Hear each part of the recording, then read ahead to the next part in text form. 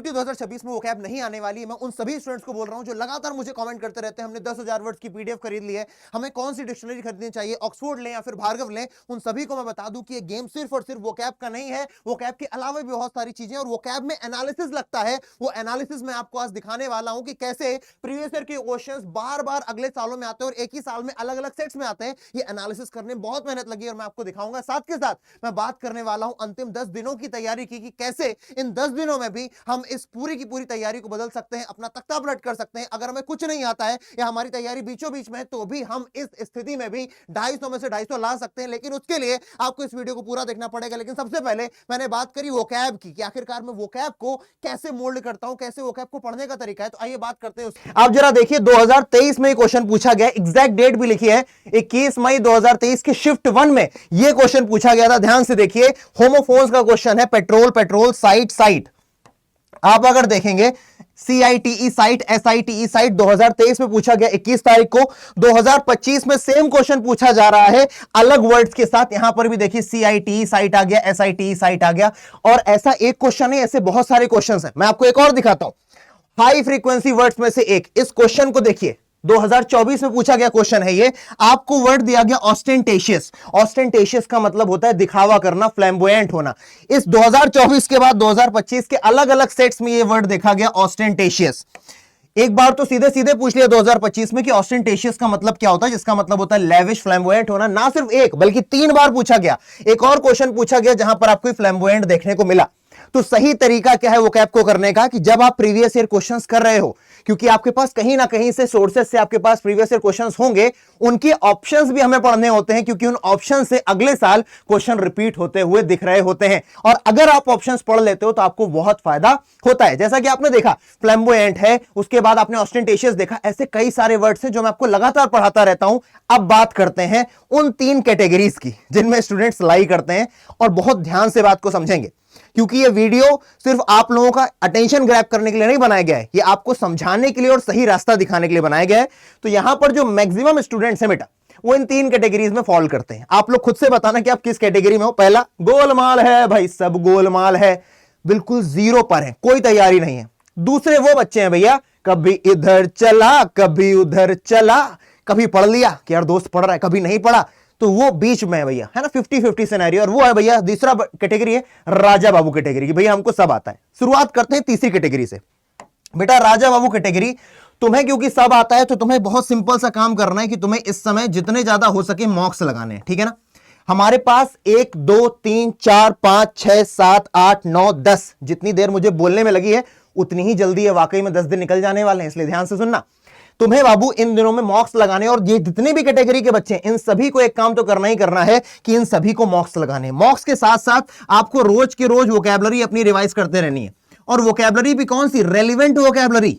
वो relevant vocabulary आप shorts के जरिए देख सकते हो। इसी चैनल पर मैं रोज आपको शॉर्ट्स देता हूं जिनमें आपको 10 वर्ड्स 15 वर्ड्स देखने को मिल रहे होते हैं एक एक शॉर्ट में, जो मोस्ट हाई फ्रीक्वेंसी वाले वर्ड्स हैं, जो आपको 2026 में ही नहीं बल्कि और भी कई सारे कॉम्पिटिटिव एग्जाम में देखने को मिलेंगे ही मिलेंगे। तो एक शॉर्ट आपकी मदद कर देगा। वोकैबुलरी का रिवीजन रोज करना है। और यहां पर मॉक्स, इन मॉक्स के जरिए जो पेपर के हाई वेटेज टॉपिक्स हैं, रीडिंग कॉम्प्रिहेंशन, रीअरेंजमेंट्स, उनकी आपकी प्रैक्टिस होती रहेगी और आप अपनी चाकू को धार देते रहेंगे और पेपर में जाके बेहतरीन तरीके से काम करके आएंगे। अब उन बच्चों की बात करते हैं जो एकदम गोलवाल वाले मामले में है, ठीक है, जिनका मामला बिल्कुल जीरो है। जो लोग इस पड़ाव पर आ गए हैं कि गोलमाल है भाई, सब गोलमाल है, इन लोगों ने भी क्लास 12 का पेपर दिया है। तो आपको सबसे पहले तो क्या करना है, सबसे पहला स्टेप आपका होना चाहिए, पहला स्टेप कि आप जाकर के एक प्रीवियस ईयर पेपर उठाएं। उस प्रीवियस ईयर पेपर में देखें कि यार इस प्रीवियस ईयर पेपर में रीडिंग कॉम्प्रिहेंशन के क्वेश्चन आ गए, इस प्रीवियस ईयर पेपर में पैरा जंबल्स के क्वेश्चन मुझे देखने को मिले, इस प्रीवियस ईयर क्वेश्चन में मुझे वोकैब के क्वेश्चन देखने को मिले, प्रीवियस ईयर क्वेश्चन में हमें फिगर्स ऑफ स्पीच देखने को मिली, हमें ग्रामर देखने को मिला। और आपको फिर क्या करना है, ये काम दोनों करेंगे, कभी इधर चला कभी उधर चला, यानी कि दूसरे स्टेज वाले लोग भी। क्या काम है, ये देखने के बाद आप इनमें से उन टॉपिक्स को चुनो, उन एरियाज को चुनो जहां पर आप वीक हो। मान लीजिए कोई बच्चा होगा जिसकी वोकैब कमजोर होगी और बहुत सारे बच्चे होंगे जिनकी वोकैब कमजोर होगी, लेकिन ऐसे बहुत सारे बच्चे होंगे जिनका ग्रामर अच्छा होगा, क्योंकि भैया यूपी बोर्ड बिहार बोर्ड के बच्चों का ग्रामर अच्छा होता है। बहुत सारे बच्चे होंगे जिनका पैराजंबल्स अच्छा होगा, आपका रीडिंग कॉम्प्रिहेंशन अच्छा नहीं होगा। तो सबसे पहले क्या ढूंढना है? जहां पर आप अच्छे से काम नहीं कर रहे हो। अगर आपको रीडिंग कॉम्प्रिहेंशन में दिक्कत हो रही है या फिर वोकैब में हो रही है, ऐसा कोई नहीं होगा बेटा जिसे पांचों में दिक्कत है। और अगर पांचों में दिक्कत है भी तो भी आपके लिए बेटा इसी चैनल पर मैंने बहुत सारे वीडियोस बना करके डाले हुए हैं और आगे भी आपके लिए बेटा शॉर्ट और कॉम्पैक्ट वीडियोस लाता रहूंगा ताकि आपकी तैयारी में कमी ना आने दो, ठीक है? या सिर्फ आप मुझसे नहीं अगर पढ़ते, कोई अगर टीचर आपका कोई जो आपको पसंद हो उनके भी आपके पास वीडियोस होंगे, उनको जाकर के देखिए। जो आपके वीक एरियाज हैं उन पर काम करिए। और अभी से बता रहा हूं बेटा, अभी से इसी पल से अपनी एक मिस्टेक की कॉपी बनाना शुरू कर दो, ठीक है ना? जितनी भी तुम मिस्टेक्स कर रहे हो बेटा, एक कॉपी बना लो, उसमें अपनी सारी मिस्टेक्स लिखते जाओ। ग्रामर से रिलेटेड है तो उस ग्रामर से रिलेटेड जहां पर गलती की है भाई, रूल को लिखो, ठीक है? जो पेपर में बार बार आ रहे हैं, मान लो कंजंक्शन के क्वेश्चन तुमने देखे, एक दो प्रीवियस ईयर क्वेश्चंस में तुमसे कंजंक्शन क्वेश्चन नहीं हो रहे, तो कंजंक्शंस के तुमने रूल क्या करने, रिवाइज करने जाकर के। रिवाइज करने के लिए क्या करोगे? या तो तुम्हारे पास कोई किताब हो उससे रिवाइज कर लो, या फिर उससे अच्छा तरीका होता है कि यार टीचर्स से जो वीडियोस बनाते हैं, जिनको भैया आइडिया है, जैसे कि करियर अड्डा पर मुझे आइडिया, यहां पर टीचर्स को आइडिया है क्योंकि हम 2022 से 2026 तक आज तक सीयूटी पढ़ाते चले आ रहे हैं, हमारे पास उसका एक्सपीरियंस है, तो हम उसी तरीके के रूल्स कराते हैं, वही सारे के सारे टॉपिक शेयर करते हैं जो पेपर में आ रहे होते हैं और जो हाई फ्रीक्वेंसी होते हैं। क्योंकि नाउन प्रोनाउन पेपर में नहीं आता तो हम बहुत ज्यादा उसमें डीप में नहीं जाते, एडजेक्टिव आता है, एडवर्ब आता है, तो हम उसको डीप में पढ़ाते हैं, ठीक है ना? तो अगर आपके कुछ ऐसे पॉइंट्स हैं जो आपको मिल रहे हैं तो उनको लिखते जाओ, मिस्टेक्स अपनी नोट डाउन करते चले जाओ। और जब तक आप इन पर काम नहीं कर लेते, जिनको हम बोल सकते हैं कि हमारे रास्ते के कांटे, जब तक इन्हें हम हटा नहीं लेते तब तक आप मॉक टेस्ट नहीं दे सकते बेटा। अब आप कहोगे भैया बाकी सब लोगों को तो मॉक टेस्ट देने के लिए बोल दिया आपने, है ना? आप इनको तो बोल करके आ गए भैया ये जो राजा बाबू लोग हैं, लेकिन बेटा आपको ये याद रखना पड़ेगा ना कि आप पहले से ही इनसे पीछे चल रहे हो, तो आपको ये बाईपास नहीं कर सकते हो आप। You can't bypass this process. आपको इस प्रोसेस के जरिए होकर के गुजरना ही पड़ेगा बेटा। ये प्रोसेस कैसे होगा, मैंने आपको इसका तरीका बताया। रूल करना है, रिवाइज करना है और उन चीजों को लिखना है। लिखना बहुत जरूरी है क्योंकि लास्ट का जब एक दिन होगा, 1.5 दिन बचा होगा, तब आप उन्हीं चीजों को पढ़ रहे होगे, कुछ भी नया नहीं पढ़ना। ये मैं आपको अभी बता देता हूं, ठीक है? जो दूसरे नंबर वाले थे भाई, कभी इधर चला कभी उधर चला, इनको क्या करना है? अपने वीक एरियाज पर काम करना है ना? अपने वीक एरियाज पर काम करना है और इन्हें भी कोशिश करनी है कि दिन में 1 मॉक अ डे, ये भी क्या करेंगे? 1 मॉक अ डे, यानी कि एक दिन में ये भी एक मॉक दे रहे होंगे। मॉक सिर्फ इन्हें नहीं देना है, वो भी शुरुआत के 5 दिनों में, यानी कि 1 तारीख से लेकर के कब से कब तक की बात कर रहा हूं मैं, यानी कि आप 1 से लेकर के 1 to 1 to 5 मई, 1 से लेकर के 5 मई तक आप मॉक नहीं देंगे। 6 मई से आप भी बेटा मॉक देना शुरू कर देंगे, 6 मई से। और आप दिन में 1 मॉक नहीं देंगे, ये जो गोलमाल वाले थे इन्हें 2 मॉक्स देने हैं। कितने मॉक्स देने? 2 मॉक्स देने, ठीक है ना? और वोकैब सभी को रोज पढ़नी, चाहे वो राजा बाबू हो, चाहे कभी इधर चला 50-50 वाले हो, या फिर बिल्कुल जिनकी तैयारी नहीं है, इन सभी को वोकैब रोज पढ़नी है। लेकिन फिर से सिर्फ वोकैब नहीं पढ़नी है, वोकैब रेलिवेंट पढ़नी है। रेलिवेंट वोकैब क्या है वो मैं आपको बताऊंगा। इसी चैनल पर आपको देखने को मिल जाएगा बेटा, एक निचोड़ सीरीज का सेशन हुआ है, उस निचोड़ सीरीज को देख लेना जाकर कि वहां वोकैब आपको रेलिवेंट मिलेगी, वहां पर क्वेश्चंस आपको रेलिवेंट मिलेंगे, क्योंकि सारे के सारे प्रीवियस ईयर क्वेश्चन से आधारित क्वेश्चन बनाए गए और प्रीवियस ईयर क्वेश्चन को उतार दिया गया है। मेरी बात अगर समझ रहे हैं तो बताइएगा। उसके बाद हम बात करते हैं कि आखिरकार हमने जब अपने वीक एरियाज बना लिए, अब हम मॉक देना स्टार्ट करेंगे। मॉक देते समय एक बहुत इंपॉर्टेंट काम है, यही जो मिस्टेक्स वाली कॉपी है, जहां पर भी गलती कर रहे हो, मॉक करना जरूरी नहीं है, मॉक का एनालिसिस करना जरूरी है। मॉक कर लिया 1 घंटे में, उसके बाद एनालिसिस करेंगे। एनालिसिस में जिन टॉपिक्स पर तुम्हारा अच्छा हाथ नहीं आ रहा है, जहां पर तुम्हारे मार्क्स कट रहे हैं, अगर वो टॉपिक वोकैब है तो बेटा जो आप रोज कर रहे हो करते रहो, रोज के 10 का 15 20 वोकैब आप कर रहे हो करते चले जाओ। लेकिन अगर वो टॉपिक ग्रामर है, वो रीडिंग कॉम्प्रिहेंशन है, अगर वो आपका रीअरेंजमेंट है, तो आपको दोबारा से रीअरेंजमेंट के क्वेश्चंस एक्स्ट्रा लगाने हैं। रीडिंग कॉम्प्रिहेंशन बेटा प्रैक्टिस पर बेस्ड गेम है, लेकिन उसे भी समझा जा सकता है, ठीक है ना? अगर आप मेरे वीडियोस देखोगे तो मैंने आपको बताया बेटा, रीडिंग कॉम्प्रिहेंशन में पहले पैसेज नहीं पढ़ना है, पहले क्वेश्चन पढ़ना है, उसके बाद आपको ऑप्शंस को देखना है और उसके बाद स्कैन करना है जाकर के पैसेज में, वहां से आपको आइडिया लगता है। वैसे ही रीडिंग कॉम्प्रिहेंशन की बात अगर मैंने कर ली है, वैसे ही बेटा रीअरेंजमेंट, जिन्हें हम पैराजंबल्स बोलते हैं बेटा, एक एक ऑप्शन पढ़ना नहीं होता है। रीअरेंज करते समय हमें बस देखना होता है कौन सा मैंडेटरी पेयर है, क्या एलिमिनेट कर सकते हैं। ये सारी चीजें बेटा आपको इसी चैनल पर बता रखी है। बस आपको बता इसलिए रहा हूं और डिटेल में, ताकि आपको पता हो कि इतना बड़ा हवा है नहीं जितना हम समझ रहे हैं, और 10 दिन भी काफी है। बिना किसी बैच के, कोई बैच खरीदने को नहीं बोल रहा हूं कि जाओ बैच खरीदो, नहीं, मॉक देना जरूरी है, वो करना पड़ेगा। वो नहीं है तो लेने भी पड़ेंगे बेटा करियर अड्डा से, भी बोल दो, बैच की कोई जरूरत नहीं है, अब तुम खुद से कर सकते हो, यूट्यूब पर कंटेंट है, ठीक है? सुनो मेरी बात, उन टॉपिक्स को लिखना है, जहां पर भी गलती कर रहे हो उन सभी रूल्स को लिखना है। और जब आपके पास सिर्फ 1 दिन बचा होगा, क्योंकि आपको पता है बेटा 11 तारीख से एग्जाम स्टार्ट है, ठीक है? अगर किसी का एग्जाम 11 तारीख को ही है, ठीक है ना, तो 10 तारीख को क्या कर रहा होगा? 10 तारीख को यही जो उसने लिखा था इन सभी को क्या कर रहा होगा बेटा? रीड कर रहा होगा। 10 तारीख को क्या करेगा? वो इन सभी चीजों को रीड करेगा। लेकिन अगर ऐसा है किसी का एग्जाम 12 को भी हो सकता है, किसी का 13 को भी हो सकता है, किसी का 14 को भी हो सकता है, तो भैया भगवान को हाथ जोड़ देना कि थैंक यू, मुझे एक्स्ट्रा दिन दे दिए गए। तो इन दिनों का यूज कैसे करोगे? इन दिनों में रोज आप एक एक दो दो मॉक लगाते रहोगे और यही काम आप रेगुलर तब तक करोगे जब तक आपको एग्जाम नहीं आता। मान लीजिए आपका 14 को एग्जाम है, तो आप 11 को भी मॉक लगाओगे, 12 को भी लगाओगे, 13 को भी लगाओगे और 14 को जाकर के अपना पेपर देकर के आ जाओगे। मॉक लगाने का भी एक सही तरीका है बेटा।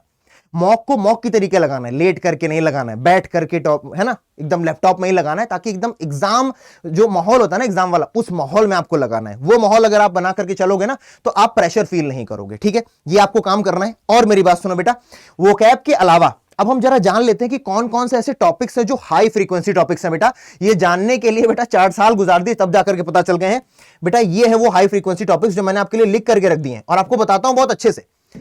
हाई फ्रीक्वेंसी मतलब इन्हीं में से आपको 250 में से 250 नंबर देखने को मिल जाएंगे। सबसे पहले बेटा रीडिंग कॉम्प्रिहेंशन, वोकैबुलरी में सिनोनिम, एंटोनिम, इडियम्स और फ्रेजल वर्ब।